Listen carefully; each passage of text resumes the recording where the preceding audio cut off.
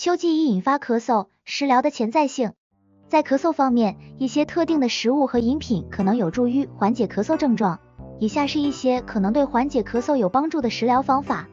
1. 蜂蜜。蜂蜜被认为具有镇静和抗炎特性，能够缓解喉咙刺激和减轻咳嗽。您可以将1茶匙蜂蜜加入温水或茶中饮用，或者直接服用。2. 姜茶。姜具有抗炎和镇静作用，可以减轻咳嗽和喉咙不适。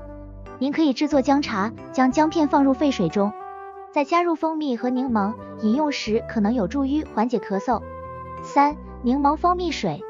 柠檬富含维生素 C， 蜂蜜具有舒缓喉咙的作用。将柠檬汁和蜂蜜混合在温水中饮用，可能对咳嗽有帮助。